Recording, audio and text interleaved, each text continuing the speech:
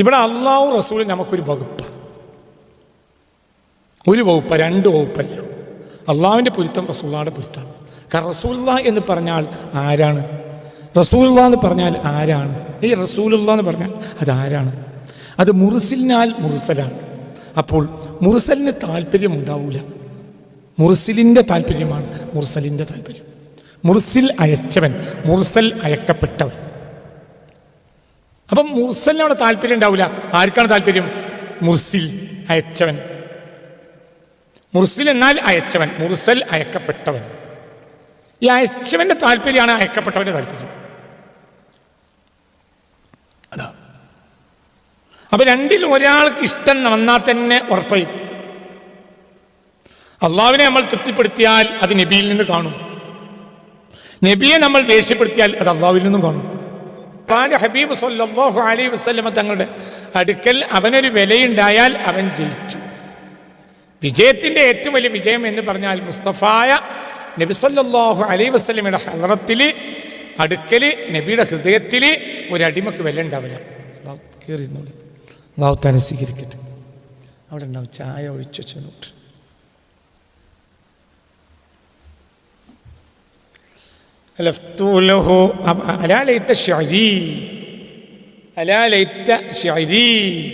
എനിക്കൊരറിയിപ്പ് കിട്ടിയിരുന്നെങ്കിൽ എത്ര നന്നായിരുന്നു. കൈഫ അഹ്ദിയ ഇൻദഹു, എന്നോടുള്ള കരാറ് നബിയുടെ അടുക്കൽ എത്രയുണ്ട്. അതായത് എനിക്ക് അയാൾ ഇഷ്ടമാണെന്ന് നബിക്ക് എത്ര തോന്നുന്നുണ്ട്? അതോ അതല്ലത് നേരെ എതിരാണോ? നബിക്ക് തീരെ എന്നെ ഇഷ്ടമില്ല എന്നാണോ? അല്ല ഉണ്ട് എങ്കിൽ അത് എത്രയാണ് നബിക്ക് എന്നോടുള്ള സ്നേഹം? അതെനിക്കറിഞ്ഞെങ്കിൽ എത്ര നന്നായിരുന്നു. എന്തുകൊണ്ട്?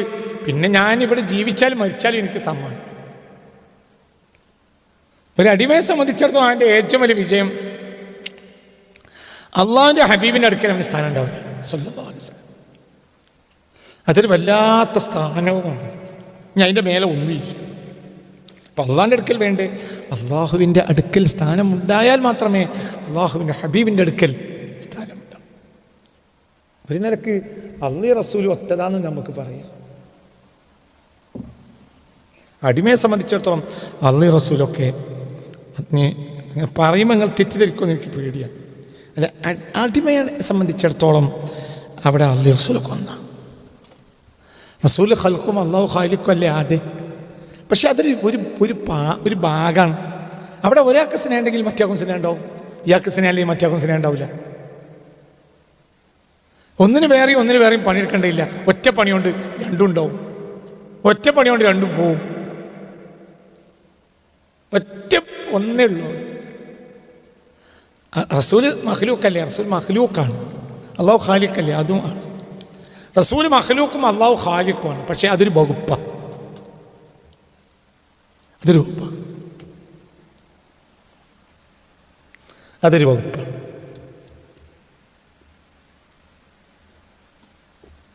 നേതാവിൻ്റെ ആജ്ഞാനുവർത്തിയായ, യജമാനൻ്റെ ആജ്ഞാനുവർത്തിയായ ഏജൻ്റെ ഒരു കോൽക്കാരൻ നമ്മളെടുത്ത് വരുന്നുണ്ടെങ്കിൽ ഓ നമ്മളോട് ചിരിച്ചും കളിച്ചും സാരല്ല റാഹത്താണ് എന്താ എന്നൊക്കെ ദിവസം ചോദിച്ചും സന്തോഷത്തിലും പോകുന്നുണ്ടെങ്കിൽ നമുക്ക് മനസ്സിലാക്കാം നേതാവിനും നമ്മളോട് ഇഷ്ടമുണ്ടാവും. അല്ലെങ്കിൽ ഇപ്പം എൻ്റെ സ്വഭാവം അങ്ങനെ ആവില്ല.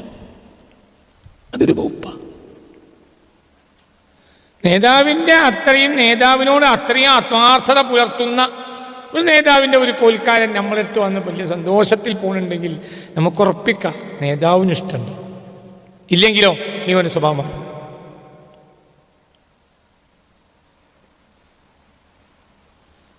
നമ്മളൊരു വാടകപ്പേരിൽ പാർക്കാണ്. വാടകപ്പേരിൽ പൈസ വിൽപ്പിക്കാൻ വരുന്നത് നേതാവിൻ്റെ ഒരു മൂന്നാം കട നേതാവിൻ്റെ ഒരു തൊഴിലാളിയാണെങ്കിൽ പോലും അവൻ്റെ പെരുമാറ്റത്തിൽ നിന്ന് മനസ്സിലാക്കാം ഈ വാടകപ്പേര ഒയ്യാനായിട്ടുണ്ടോ ഇല്ലേ. അതാ പെരുമാറ്റത്തിൽ മനസ്സിലാക്കാം. ഓൻ നമ്മളോട് ചിരിച്ചും കളിച്ചുവാണെങ്കിലും 31-ാം തീയതി ആയിട്ട് വാടക വന്നപ്പോൾ നമ്മൾ വാടക ചോദിച്ചില്ല. 31-ാം തീയതി വാടക കൊടുക്കണം. പക്ഷേ നമ്മളവിടെ വാടക കൊടുത്തില്ല.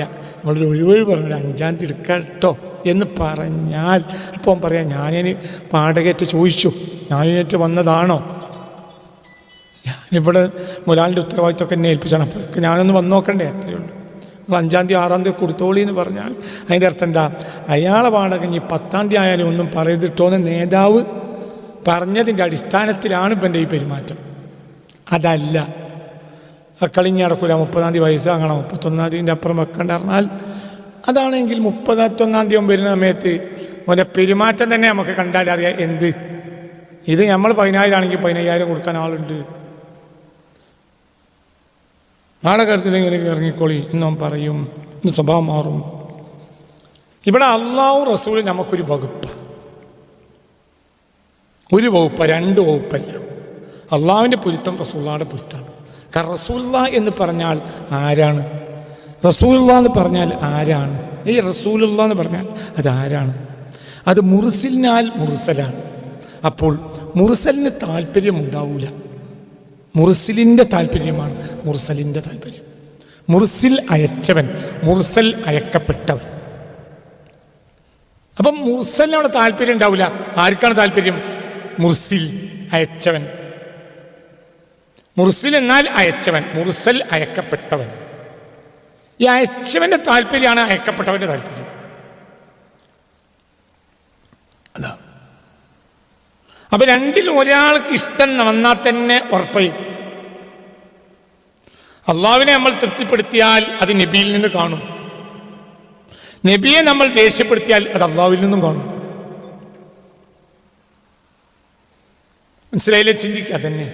അപ്പൊ എന്തിനാണ് കവി ഇങ്ങനെ പറയുന്നത്? എൻ്റെ നബിയുടെ വില, എൻ്റെ വില നബിയുടെ അടുക്കൽ എത്ര ഉണ്ടായിരുന്നു?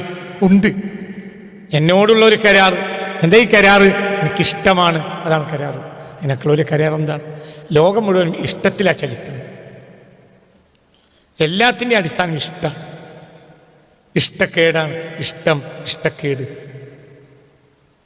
ഇപ്പം എന്താ നിങ്ങൾക്ക് എല്ലാവരും നിങ്ങൾ ഇവിടെ വന്നിരിക്കാൻ കാരണം? ഇവിടെ സ്ഥിരം വരുന്ന ആളുകൾ ഇവിടെ വരാനുള്ള കാരണം എന്താണ്? എന്തുകൊണ്ട്? നിങ്ങൾക്ക് എന്നോട് ഇഷ്ടമാണ്. ഇഷ്ടമല്ലെങ്കിൽ നിങ്ങൾ വരില്ല. എല്ലാത്തിൻ്റെ അടിസ്ഥാനം ഇഷ്ടമാണ്. ഒരു കരാർ എന്ന് പറഞ്ഞാൽ അതിലിഷ്ടം, ഇഷ്ടം തന്നെയാണ് കരാർ. ഭാര്യയ്ക്ക് ഭർത്താവിനോടുള്ളത് ഇഷ്ടമാണ്, ഭർത്താവിന് ഭാര്യയോടുള്ളത് ഇഷ്ടമാണ്.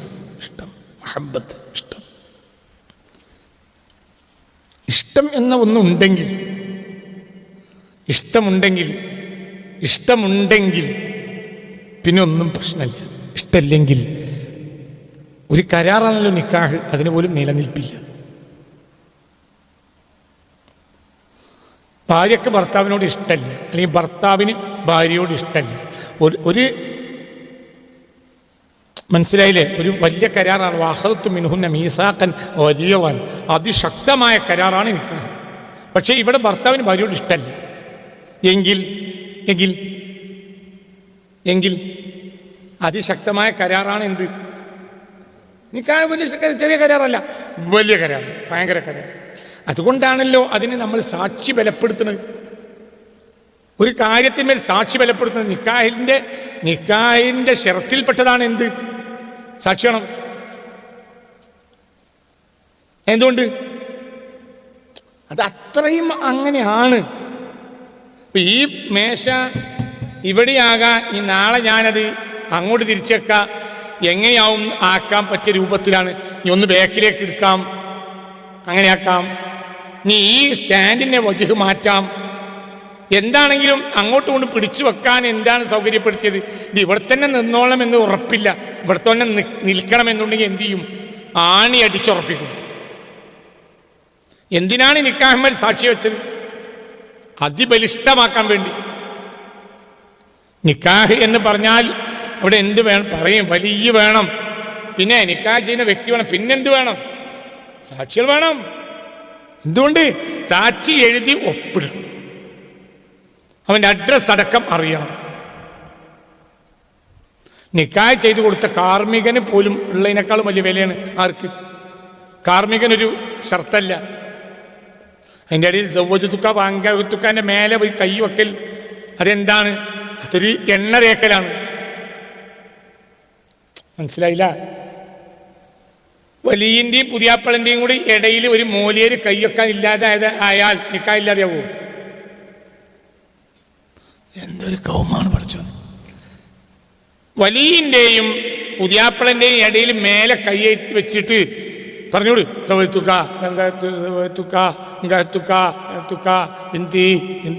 സക്കീന ഇന്ന് പറയാൻ ഒരാളില്ലെങ്കിൽ നിക്കാഹില്ലാതെയാവോ? നിക്കാഹില്ലാതെയാവോ? ഇല്ല. ഇയാൾക്ക് ഒറ്റക്കണ്ട് പറയാം, മറ്റൊക്കെ കബിലത്ത് ഒറ്റ ഇങ്ങോട്ടും പറയാം. പിന്നെ അതെന്താണ് ചടങ്ങിൻ്റെ ഭംഗി, പിന്നെ ഒരു വ്യവസ്ഥിതി. ഇതൊക്കെ എന്തിനാ നമ്മൾ നല്ലതല്ലേ? നല്ലതാണ്. എന്തുകൊണ്ട്? എന്തെങ്കിലും ഒരു പ്രശ്നം വന്നാൽ ഇയാളടക്ക പ്രശ്നം തീർക്കും. ഞാൻ ഇക്കായി കൊടുത്താണ്, നമ്മളെ മൈലിൽ നിന്ന് കെട്ടിച്ചതാണ്, അപ്പം നമുക്ക് അതിൽ ഉത്തരവാദിത്തമുണ്ട്. ഈ ഭാര്യയും ഭർത്താവും തമ്മിൽ പിന്നീട് ഒരു പ്രശ്നം ഉണ്ടായി വന്നാൽ ഇത് ഒരു രണ്ട് റൗണ്ട് സംസാരിച്ചാൽ പിന്നെ ആരാ സംസാരിക്കുക? മൈലിൽ സെക്രട്ടറി എൻ്റെ നമ്മുടെ രജിസ്റ്ററിലാണ്. ഞാൻ പുതിയാപ്പൻ്റെ പേരിൽ വന്നാണ് പറയും, എന്ത് തീരുമാനം ഉണ്ടാക്കണം വേഗം. കാരണം എന്തുകൊണ്ട്? ഞങ്ങളെ പിന്നെ മയലിൽ നിക്കായതാൽ ഇങ്ങനത്തെ വലിയ പ്രശ്നം ഉണ്ടെങ്കിൽ അത് മയലിൽ ഇടപെടും. നിങ്ങൾ വിചാരിച്ച മയലല്ല, വെറുതെ പരിസംഖ്യ വാങ്ങിക്കുന്നത് മാത്രമല്ല, ഞങ്ങളിൽ ഇടപെടും. നിങ്ങളെന്താണെങ്കിൽ നിങ്ങൾ തീരുമാനം പറഞ്ഞോളി. പിന്നെ അവിടെ നമ്മൾക്ക് വേണ്ടി സംസാരിക്കൽ, നമ്മളെ മോളെ കെട്ടിച്ചു കൊടുത്തിട്ട് അല്ലാഹു തആല എല്ലാവർക്കും ഖൈറ് തരട്ടെ. നമ്മളൊരു വിഷയം ഉണ്ടായ പിന്നെ അവിടെ സംസാരിക്കുന്നത് ആരാണ്? Secretary, president. അതിന് ഫത്വ കൊടുക്കും ആര്? മൂല്യർ. വേണ്ടി വന്നാൽ ഇറങ്ങിയിട്ട് മൂല്യർ സംസാരിക്കും. അപ്പൊ ഇതിനൊരു വ്യവസ്ഥ ഉണ്ടാക്കി വെച്ചു. അതേ സമയത്ത് ഇത് നിക്കാഹിൽ എന്തല്ല, ഷർത്തല്ല. മൂല്യരുണ്ടാകലും കമ്മിറ്റിന്റെ ലെഡ്ജറിൽ ചേർക്കലും എന്തല്ല, നിക്കാഹിൽ ഷർത്തല്ല. അള്ളാഹു ഷർത്താക്കിയതല്ല. പക്ഷെ ഇതിന് സാമൂഹിക വ്യവസ്ഥക്ക് ഒരു അനിവാര്യതയാണ്. കാരണം അപ്പോൾ ഇതിനൊക്കെ ചോദിക്കാനും പറയാനും ആളൊരു ഒരുത്തനെ പെണ്ണിനെ ചാടിച്ചുണ്ടായാൽ ശരി, ഒരു ചാടിച്ചുകൊണ്ട് ഏതോ നാട്ടിൽ കൊണ്ട് ഇവള് പാർത്താൽ ഒരു നല്ല നിലക്ക് നിന്നാൽ നല്ല നിലക്കാവും. നല്ല നിലക്കല്ലെങ്കിലോ ഓക്ക് തല്ലുകൊള്ളാം. തല്ലും കുത്തുമായിട്ട് നേരം വെളുക്കുന്നേരെ കടന്നുറങ്ങാൻ പറ്റൂലെങ്കിൽ തൊട്ടടുത്ത റൂമിലെ ലോഡ്ജിലെ ആളുകൾ വന്നിട്ട് ചൂടാവും. അത്രേ ഉള്ളൂ. ഇവൻ വേറൊരു ലോഡ്ജിൽ കൊണ്ടാണ് ഒറ്റയ്ക്ക് തല്ലുകയാണെങ്കിൽ തല്ലുകൊള്ളേണ്ടി വരും. ഇതങ്ങനെയല്ല. ഇത് കണ്ണൊന്ന് ഉയർത്തിയിട്ട് കണ്ണ് ഉരുട്ടിയാൽ വരെ വർത്താനം പറയാൻ ആളുണ്ടാവും. ഈ വ്യവസ്ഥയ്ക്ക് വേണ്ടിയാണ് നമ്മളിവിടെ എന്ത് ചെയ്യണത്? മോലിയുടെ കൈയും മാലിൻ്റെ ലഡ്ജറോടെ വെച്ച് എന്തിൽ ഷർത്തല്ല, അള്ളാഹു വെച്ച ഷർത്ത്. എന്താണ് കുട്ടികളെ പറയാത്തത്? എന്തിൽ ഷർത്തല്ല? നിക്കാഹിൽ ഷർത്തല്ല. അതേ സമയത്ത് സാക്ഷി എന്ന് പറഞ്ഞത് എന്താണ്? നിക്കാഹിൽ ഷർത്താണ്, സാക്ഷി ഉണ്ടായിരിക്കണം. അപ്പൊ അത് അള്ളാഹുവിൽ നിക്കാഹിനെ നിക്കാഹാക്കുന്നു. മറ്റത് അവരുടെ ജീവിതത്തിലെ താങ്ങാണ് മഹല്ലും കമ്മിറ്റി മൂല്യരും. നിക്കാഹ് നിക്കാഹാൻ മഹല്ലും വേണ്ടയില്ല, മൂല്യരും വേണ്ടയില്ല.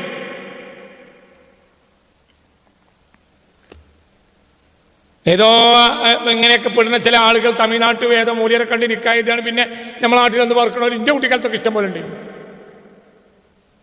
അങ്ങനെ ഉണ്ടാവും. ഏതോ നാട്ടിൽ പോയാണ് നിക്കാഹ് ചെയ്ത്. ഇന്ത്യ ഇപ്പം എന്നിട്ട് എന്ത്? അത് കോയമ്പത്തൂർ നിന്ന് ആരോ നിക്കാഹ് കൊടുത്തത്ര. അത് നിക്കാഹ് ചെയ്ത് കണ്ടിനോ? അല്ല, നമ്മളെ ആരെങ്കിലും കുഞ്ഞാപ്പുമൊക്കെ പോയി എന്നാണ് കേൾക്കണത്. അല്ല, ആരെങ്കിലുമൊക്കെ ഉണ്ടായാൽ മതി.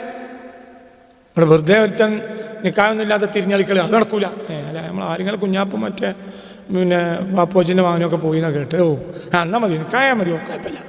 നമ്മളെ മേലല്ല. ഏതോ വാപ്പ കൈ കൊടുക്കൂല എന്ന് പറഞ്ഞപ്പോൾ പിന്നെ ഒരു കോയമ്പത്തൂർ പോയി. ആയിക്കോട്ടെ, എന്തുണ്ടായാൽ മതി. നിക്കായ് നടക്കണമെങ്കിൽ എന്ത് വേണം? സാക്ഷ്യം. അതുകൊണ്ടാണ് ആഹത്തും മിൻഹുന്ന മീസാഖൻ വലിയ അതിശക്തമായൊരു കരാറ് എന്ന് പറഞ്ഞു. പക്ഷേ ഈ ശക്തമായ കരാറ് തന്നെ ശക്തമാവണമെങ്കിൽ എന്ത് വേണം? ഇവർക്ക് രണ്ടാൾക്കും ഇടയിൽ എന്ത് നിലനിൽക്കണം? മഹബത്ത്, സ്നേഹം നിലനിൽക്കണം. ആണി അടിച്ച് ഉറപ്പിച്ചു നിക്കാഹിനെ. പക്ഷെ സ്നേഹം ഉണ്ടായിട്ടില്ലെങ്കിലോ? അത് പറയാൻ തുടങ്ങും. പറഞ്ഞ് പറഞ്ഞ് പറഞ്ഞ് പറഞ്ഞ് പറഞ്ഞ് പറഞ്ഞ് പറഞ്ഞ് പറ്റ പറഞ്ഞ് കൊട്ടഞ്ഞു. പിന്നെ ആ കരാറിന് യാതൊരു വിലയില്ല. കരാറുണ്ട്, നിക്കായ തൊലാക്കോടി എല്ലിയിട്ടില്ല, തൊലാക്കെല്ലിയിട്ടില്ല. പക്ഷെ അവളടുത്ത് അവൻ വന്നിട്ട് 25 കൊല്ലായി. എന്ത് ഇഷ്ടമായ കരാറില്ലേ? പക്ഷെ എന്തില്ല, ഇഷ്ടമില്ല. അപ്പൊ ഏതൊരു കാര്യത്തിൻ്റെയും ഏതൊരു ബന്ധത്തിൻ്റെയും അടിസ്ഥാനം ഇഷ്ടത്തിലാണ്. വ്യക്തിയോടുള്ള ഇഷ്ടം. മറ്റേ വ്യക്തിക്കും അതിലൊരു സന്തോഷം, അങ്ങോട്ടും ഇങ്ങോട്ടും. ഹബീബായ നബി അവ സല്ലല്ലാഹു അലൈഹി വസല്ലം, നമ്മൾ നബിയെ സ്നേഹിക്കുന്ന നബിക്ക് ഇഷ്ടമാണ്. നബി നമ്മളെ സ്നേഹിക്കുന്നത് എത്രയാണ് ഇഷ്ടം എന്ന് പറയുന്നതിന് കണക്കുമില്ല.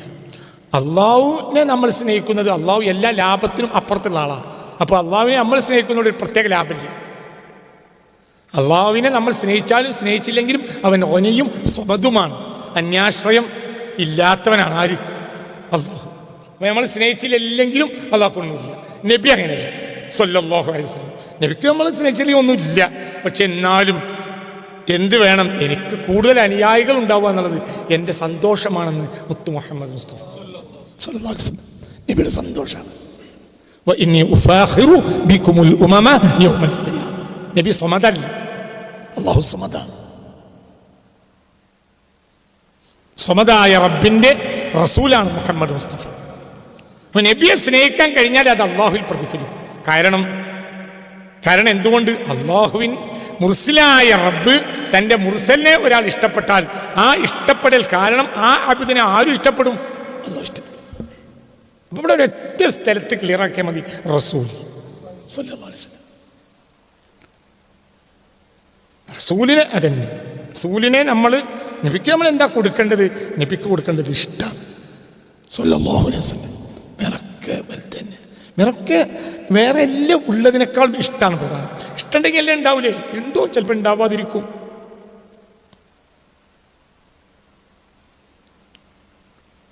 പെണ്ണുങ്ങൾക്ക് ചെലവിന് കൊടുക്കൽ ഭർത്താവിന് നിർബന്ധമാണല്ലോ, അല്ലേ? പെണ്ണിന് ചെലവ് കൊടുക്കൽ ഭർത്താവിന് നിർബന്ധമല്ലേ? പറയും നിർബന്ധമല്ലേ? നിർബന്ധമാണ്. അപ്പം എന്നും ചെലവ് കൊടുക്കും, ഇഷ്ടം കൊടുക്കില്ല. ചെലവെന്നും കൊടുക്കും, ഇഷ്ടം കൊടുക്കില്ല. വേറൊരവസ്ഥ, ഓൻ്റെ കൈ 10 പൈസല്ല, ചെലവിന് കൊടുക്കില്ല. അവളെ മുഖത്തേക്ക് നോക്കിയാണ്ട് ഒരിക്കലും അരി വാങ്ങി കൊടുക്കാൻ കഴിയാത്ത സാഹചര്യത്തിൽ അവൻ കണ്ണീർ വാർക്കും. അപ്പോൾ മനസ്സ് നിറയും. മറ്റേത് ചാക്കുംപടി അരി ഇട്ട് കൊടുക്കും, എന്തില്ല, ഇഷ്ടമില്ല. അപ്പോൾ ഓളുറപ്പിക്കും, ഇത് നീളൂല, വേറെ പുതിയ പെണ്ണ് നോക്കാൻ സമയമായി. മറ്റേത് അരിയില്ല, കൂട്ടം വെക്കാനുമില്ല, ഒന്നുമില്ല, പക്ഷെ എന്തുണ്ട്, ഇഷ്ടമുണ്ട്. ഓളന്ന് രാത്രി അവനോട് പറയും അള്ളാഹു എനിക്ക് തന്ന നിധി നിങ്ങളാണ്, നിങ്ങളെക്കാളും ഒരു നിധി എനിക്ക് ലോകത്തില്ല. മറ്റേത് രണ്ടാളും ഒരു വീട്ടിൽ കിടന്നുറങ്ങും. അപ്പോൾ നേരം വെളുക്കുന്നവരെ അവൻ ഓർക്കും, ഇനിയിപ്പോൾ എനിക്ക് ഇവിടുന്ന് ഒരു പെണ്ണിട്ട്. ഓർക്കും, ഇനിയിപ്പോൾ എനിക്ക് ഇവിടുന്ന് ഒരു പുതിയ പെണ്ണ് കിട്ടുക. അപ്പോൾ ഏറ്റവും വലിയ കാര്യം എന്താണ്? ഇഷ്ടം. ഇഷ്ടത്തിനേക്കാൾ വലിയൊന്നുമില്ല. ഒരാൾക്ക് നീണ്ട താടി വെച്ചു, എന്ത് താടിക്കനുസരിച്ച് പരലോകത്ത് കൂലിട്ടത്, അപ്പം സെൽഫിഷാണ്, കൂലിയാണ്, തെറ്റല്ല. ഈ താടിനെ കാസിമെ കളിയാക്കി എന്ന് പറയണ്ടത് നല്ലതാണ്, താടിയൊക്കെ നല്ലതാണ്. പക്ഷേ ഇത് ഇഷ്ടത്തുനിന്ന് വരുമ്പോഴാണ് അത് യഥാർത്ഥ സുന്നത്താവുക. ഇഷ്ടത്തുനിന്ന് വരണം. ആരോടുള്ള ഇഷ്ടം? സ്വല്ലാഹുവിനോടുള്ള ഇഷ്ടം, സ്വല്ലല്ലാഹു അലൈഹി വസല്ലം. അപ്പം അത് സമ്പൂർണ്ണമായി. വേറൊരാൾ, അയാൾക്ക് താടിയൊന്നുമില്ല, ഭയങ്കര ഇഷ്ടമാണ്, എന്നാൽ അയാളാണ് നേടുക. അയാൾക്ക് എന്തുണ്ട്? ഇഷ്ടമുണ്ട്. അതേസമയത്ത് താടിയും ഒക്കെ നല്ലതല്ല, 100% നല്ലതാണ്. പക്ഷെ അതിനേക്കാളൊക്കെ അപ്പുറത്താണ് എന്ത്? ഇഷ്ടം. നബിക്ക് എന്നോട് എത്ര ഇഷ്ടമുണ്ട് എന്ന് എനിക്കറിഞ്ഞെങ്കിൽ എത്ര നന്നായിരുന്നു. അതാണ് അറിയേണ്ടത്. നബിക്ക് എന്നോട് എത്ര ഇഷ്ടമുണ്ട് എനിക്കറിയില്ല.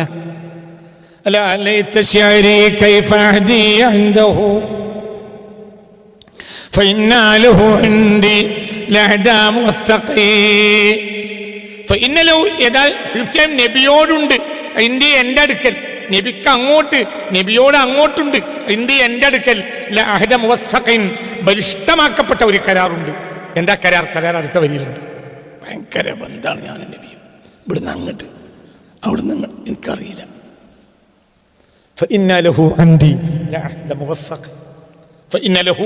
നബിയോടുണ്ട്, നബിയോട് അങ്ങോട്ടുണ്ട് എന്തി? എൻ്റെ അടുക്കലുണ്ട് ബലിഷ്ഠമാക്കപ്പെട്ട കരാറുണ്ട്. ഇതെന്താ കരാർ? ഹലഫ്തു, ഞാൻ സത്യം ചെയ്തിട്ടുണ്ട്, ലഹു, നബിയോട്, ബിദ്ദാത്തി, യഥാർത്ഥത്തിൽ തന്നെ, ഇന്നി ഉഹിബ്ബുഹു, തീർച്ചയായും ഞാൻ നബിയെ സ്നേഹിക്കുന്നുണ്ടെന്ന്. അത് സത്യമാണ്, അതുതന്നെയാണ് സന്തോഷം, അതാണ് കരാർ. നീ തിരിച്ച് നബിക്ക് എന്നോട് സ്നേഹമുണ്ടോ എന്ന് എനിക്ക് അറിയില്ല. അറിഞ്ഞാൽ നന്നായിരുന്നു.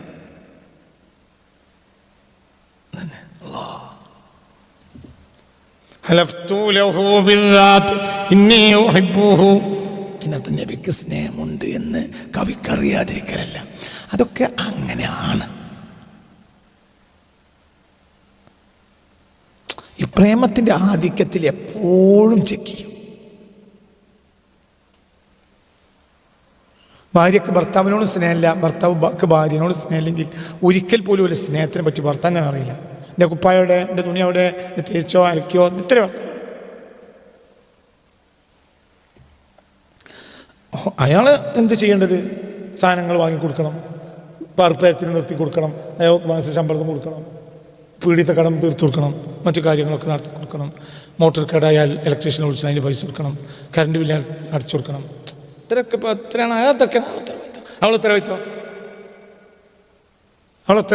ഉത്തരവാദിത്വം രാവിലെ ഇന്ന ചായയും കടിയും, ഉച്ചക്ക് ഇന്നതും, 4 മണിക്ക് ഇന്നതും, വൈകുന്നേരം ഇന്നതും എന്ന് കണക്കുണ്ട്, മെനു ഉണ്ട്.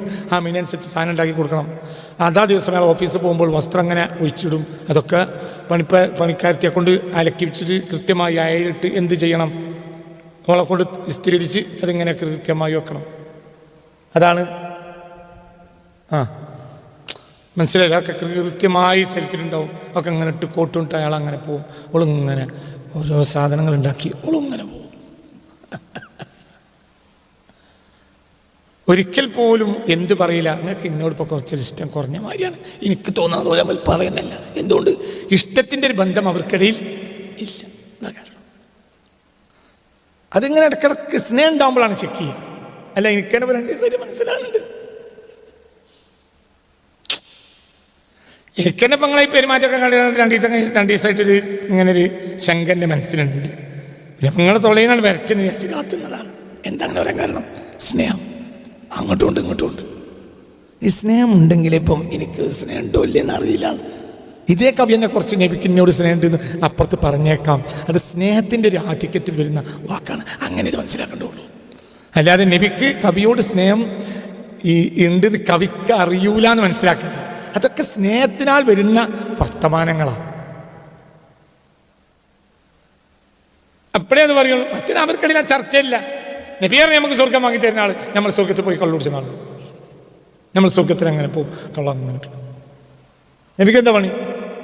നമുക്ക് സ്വർഗം വാങ്ങി തരാം. നമുക്കെന്താ പണി? പറയണോ? നമുക്കെന്താ പണി? സ്വർഗത്തിൽ പോകുക, കള്ളു കുടിക്കുക, പോയി കൂടുന്നുണ്ട് അല്ലേ? പറയേ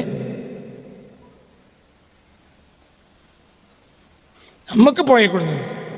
അൻഹാറുമിൻ ലബനി മുസഫ, പാലിൻ്റെ പോയിൽ നീന്ത. അൻഹാറുമിൻ അസൽ, കള്ളിൻ്റെ പോയിൽ നീന്ത. എന്നാലും പിന്നെ മറ്റേ പോയിൽ ഒന്നും കൂടി നീന്തേണ്ടി വരും. കാരണം കള്ളിൻ്റെ പോയിലൊക്കെ നീന്തിയാൽ പിന്നെ മറ്റേ പോയിൽ പിന്നെയും നീന്തേണ്ടി വരും. നമുക്ക് നീന്തണമാണ്, നബിക്കത് വാങ്ങണമാണ്. അതിൻ്റെ ഇടയിൽ നമ്മൾ തമ്മിൽ വേറെ വർത്താനൊന്നുമില്ല. നബിക്ക് നമ്മൾ നിസ്കരിക്കും, നബി സ്വർഗം വാങ്ങിത്തരും. സ്വർഗത്ത് പോയാൽ നമ്മൾ കണ്ടുപിടിക്കും. പിന്നെ നമുക്ക് നബീനെ വേണ്ട. അത് എത്തിക്കഴിഞ്ഞല്ലോ ഏജന്റിനെ ദുബായിക്ക് എത്തിച്ചു കൊടുക്കുന്ന ഉത്തരവാദിത്തമുള്ളൂ. പിന്നെ ഉത്തരവാദിത്തമില്ല. അത്രയല്ലേ ഉള്ളൂ. ഏജന്റിന്റെ ഉത്തരവാദിത്തം എന്താ? ഇപ്പോൾ ഒരാൾ പറഞ്ഞു ഇത് എത്ര 2.5 ലക്ഷം ഉറുപ്പിക ടിക്കറ്റ് പറഞ്ഞിട്ടുണ്ടാക്കണം. 2.5 ലക്ഷം ഉറുപ്പിക എന്നാൽ ദുബായിക്കാണ് എത്തിച്ചു. അപ്പോൾ 2.5 ലക്ഷം ഉറുപ്പിക. എന്നാൽ ഇതിനെ മറ്റേ അബ്ദുല്ലാഹിൽ ഔത്താനി അൽ കാത്താനി, ഇങ്ങനെ ഏതെങ്കിലും ഒരു കാത്താനിൻ്റെ ഔത്താൻ്റെ അടുത്ത് വിസ കൊണ്ടുവന്നു. ആ വിസ കൊണ്ടുവന്ന് അവൻ്റെ പേരില്ലാണ്ട് അടിച്ചു കൊടുത്താൽ എത്ര കൊടുക്കണം?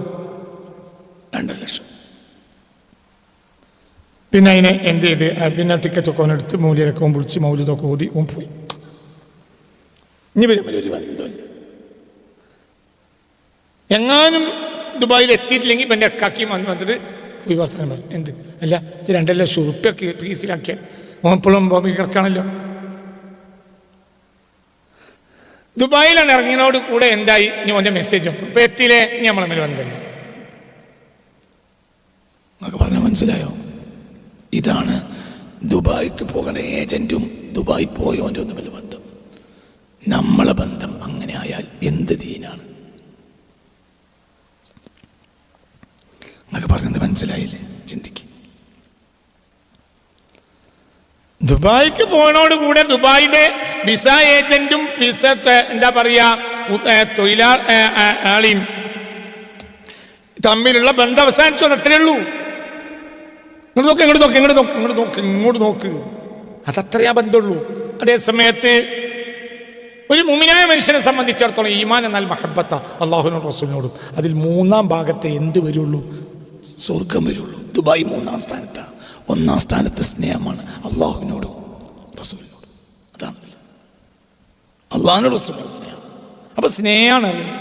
സ്വർഗത്തിൽ എനിക്ക് ഏതാണ് മർത്തബ എന്ന് അറിഞ്ഞെങ്കിൽ എത്ര നന്നായിരുന്നു. അതില്ല, അത് അബ്ദിനില്ല. അതെവിടെയാണെങ്കിലും നിങ്ങളിന് പോന്നോളി. നമുക്ക് ഒന്നുമില്ലെങ്കിൽ നമ്മളാ 10 സെൻറ്റിൽ വാപ്പ തന്നാൽ 10 സെൻറ്റിൽ നമുക്കൊരു ഷെഡ് വെച്ചിട്ട് എനിക്ക് ആർക്കാം. അതൊന്നും ബേജാറാണ്ട്, നിങ്ങളിവിടെ വന്നാൽ മതി എന്ന് പറയുന്ന പെണ്ണിന് ആവശ്യം എന്താണ്? അവനാണ്, അവൻ്റെ ചൂടാണ്. മനസ്സിലാവുണ്ട് പറഞ്ഞത്? അതാണ് സ്നേഹം. ഇവിടെ സ്നേഹത്തിന് അളക്കൽ അപ്പോഴേ വരും. നമ്മളിപ്പോൾ അങ്ങനെയല്ലേ, നമ്മൾ ഓരോന്നും. ഞാൻ നിന്നോട് ഒരാൾ പറഞ്ഞു, ഈ ആഴ്ച ഒരാൾ സംസാരിച്ച മധ്യത്തിൽ ഞങ്ങൾ കുട്ടികളായ കാലത്ത് ഒരക്ഷരം ഖുർആൻ ഓതിയാൽ 10 കൂലിയാണെന്ന് കേൾക്കുമ്പോൾ ഞങ്ങൾ പള്ളിയിലിരുന്ന് റമദാൻ മാസത്തിൽ ഓത്ത് കഴിഞ്ഞ് അക്ഷരം എണ്ണി വെക്കും. നെത്ത കൂലിട്ടി ഞങ്ങൾ അക്ഷരം ഇരുന്നു. റമദാൻ മാസം കുട്ടികളാണ്. മദ്രസയിൽ എന്ത് പഠിച്ചു? ഒരക്ഷരത്തിന് ചുരുങ്ങിയത് 10 കൂലി. അപ്പോൾ ഞങ്ങൾ എന്ത് ചെയ്യും? റമദാൻ മാസത്തിൽ കുറച്ച് ഓതിയിട്ട് ഓരോരുത്തരും ഓരോ കൂലി കണക്കാക്കും. ഒരുത്തരും 3 ലക്ഷമായി, 6 ലക്ഷമായി, മറ്റൊരു 2.5 ലക്ഷത്തിലേ ഉള്ളൂ. കാരണം മറ്റും 10 ഹർക്കത്താണ്, വല്ലാതെ ഓതാൻ വയ്യ. അവന് 10 കൂലി കിട്ടണമല്ലോ. പിന്നെ ഞങ്ങളോട് ഒപ്പിക്കാൻ വേണ്ടിയിട്ട് മറ്റോ പിന്നെ ഞങ്ങൾ ഇല്ലാത്ത സമയത്ത് കുറച്ചും കൂടി ഒത്തു. എന്തിന്? കൂലിന് ഒത്തണല്ലോ. ഓർത്ത് തോന്നും. അത്ര ഓതാൻ വയ്യാത്തതാണ്. ഒന്നിന് 10 കൂലി, 10 കൂലി, കൂലി കൂലി കൂലി കൂലി കൂലിയാണ് ആവശ്യം. നമുക്ക് പറഞ്ഞാൽ മനസ്സിലായില്ലേ? അവിടെയൊക്കെ നമുക്ക് വന്നത് ഇതൊക്കെ നല്ലതല്ലാത്തത് കൊണ്ടല്ല. ആദ്യം കൂലിക്ക് വരണം, പിന്നെ കൂലി ആവശ്യം ഉണ്ടാവില്ല. അടുക്കളപ്പണിക്ക് ഹെൽപ്പറായിട്ടാണ് വന്നത്, പിന്നെ പെരക്കാരൻ്റെ ബെഡ്റൂമിലെത്തി. അതെങ്ങനെ? നിക്കാഹ് തന്നെ എത്തി. ഓളതിന് പറ്റുമെന്ന് മനസ്സിലായി, ഓളെ ഭാര്യയാക്കും പറ്റും മനസ്സിലാക്കി. പക്ഷേ അപ്പം എല്ലാം ഓക്ക് കൊടുത്തു, അവളും എല്ലാം അവനും കൊടുത്തു, അവനെല്ലാം അവൾക്കും കൊടുത്തു. അങ്ങനെയല്ല കരാർ മാസത്തിൽ 10,000 ഉറുപ്പിക വരും. ഇവള് വന്നത് എന്തിനാണ്? 10,000 ഉറുപ്പിയാക്കാം. ഇവളെ നിർത്തിയത് എന്തിനാണ്? അവിടുത്തെ പെരന്റെ പണിയൊക്കെ ഭംഗിയായി പോകാനാ. പിന്നെ എന്തായി? പിന്നെ കൂലിയാണ് നിർത്തി. പിന്നെ കൂലിയില്ല. പിന്നെ അവളെ ഭർത്താവായി. പിന്നെ കൂലി കൊടുക്കും. എന്തോ ഒരു കൗമാണ്. പിന്നെ കൂലി കൊടുക്കും. പിന്നെന്ത് കൂലി? പിന്നെ അവളല്ലേ പിന്നെ അവളല്ലേ വേറുള്ളവർക്ക് കൂലി കൊടുക്കുക. പിന്നെ അവിടുത്തെ നോട്ടിന്റെ കെട്ടിന്റെ താക്കോൽ ആരെ കയ്യില? ഓള് വേറുള്ളവർക്കല്ലേ കൂലി കൊടുക്കുക. ഓള് വേറുള്ള അടുക്കളക്കാരി പെണ്ണിനോട് എന്താ പറയാ? ഈ മാസം ഈ മുഴുവനും 10 മണിക്കാണ് വന്നത്. രാവിലെ 7 മണിക്ക് വരുന്നല്ലേ കരാറ്? 10 മണിക്കല്ലേ വന്ന്. അതുകൊണ്ട് 10 ഇന്ന് ഈ മാസം 10 തരാൻ കഴിയില്ല. പണികൾ പറയുവാണെങ്കിൽക്കോ 5 ഉറുപ്പിക ഉള്ളൂ. പറഞ്ഞ മനസ്സിലായോ? ഇതന്നെ വിഷയം. കൂലിക്കാരൻ പിന്നെ ഉടമക്കാരൻ്റെ മഹബത്തിലാണ്. അപ്പം മഹബത്ത് പറഞ്ഞാൽ ഭയങ്കര വിഷയമാണ്. എപ്പോഴും വരും. മഹബത്ത് ഉണ്ടായതുകൊണ്ടാണ് തൂക്കി വെക്കുന്നത്. എത്ര ഉണ്ട് നിനക്ക് അറിയില്ല എന്ന് പറഞ്ഞാൽ തന്നെ അറിയും. അത് മനസ്സിൻ്റെ ഒരു മാനസികരത്തി. അതങ്ങനെ മനസ്സിലാക്കേണ്ടതുള്ളൂ. അല്ലാതെ കുറച്ചപ്പുറത്ത് കവി എന്ത് പറഞ്ഞിട്ടുണ്ട്? ഞാനും നബി തമ്മിൽ വലിയ ബന്ധമാണെന്ന് പറഞ്ഞിട്ടുണ്ട്. എന്നിപ്പം പ്രേമുണ്ടോ അറിയില്ല എന്നറിയാണ്. പിന്നെ അതൊക്കെ സ്നേഹമുള്ള ഒരു വർത്താന. അല്ല സാറേ, നിങ്ങളും നമ്മളൊന്നും ഇങ്ങനെ ഒന്നും ആയിരുന്നില്ലല്ലോ. നിങ്ങൾ പറഞ്ഞാൽ നിങ്ങൾ 10 വട്ടം എന്നെ വിളിച്ചിട്ടില്ലെങ്കിൽ ഉറക്കം വരാത്തൊരു മനുഷ്യനല്ല നിങ്ങളിപ്പം ഞാൻ ഫോൺ അടിച്ചിട്ട് വരെ മിസ് കോൾ ആണോ? അപ്പം അതെന്താണ്? അപ്പം ഭയങ്കര കൂട്ടാ. എന്തിൽ? സ്നേഹത്തിൽ. അതാണ് ഇപ്പൊ പറഞ്ഞ മനസ്സിലായില്ലേ? കവിക്ക് നബിക്ക് കവിയോട് പ്രേമമുണ്ടോ എന്ന് ഡൗട്ടൊന്നുമില്ല. അത് പ്രേമത്തിൻ്റെ ഒരു തള്ളല. പ്രേമം ഉണ്ടാവുമ്പോൾ സ്വാഭാവികമായും അന്വേഷണം ഒന്നുകൊണ്ടേയിരിക്കും. മനസ്സിലായില്ലേ? കുട്ടിക്കാലത്തിലൊരു കഥ ഉണ്ട്. എന്ത് ചെയ്ത് പിന്നെ പെണ്ണ് തെറ്റിപ്പോയി. അങ്ങനെ രാവിലെ പണിക്ക് വൈകുന്നേരം പിന്നെ കുട്ടികൾ ഓനും കടന്നുറങ്ങി. അവളെ വീട്ടിലേക്ക് പോയി. കോളനിയിലാണ് അവളെ വീട്.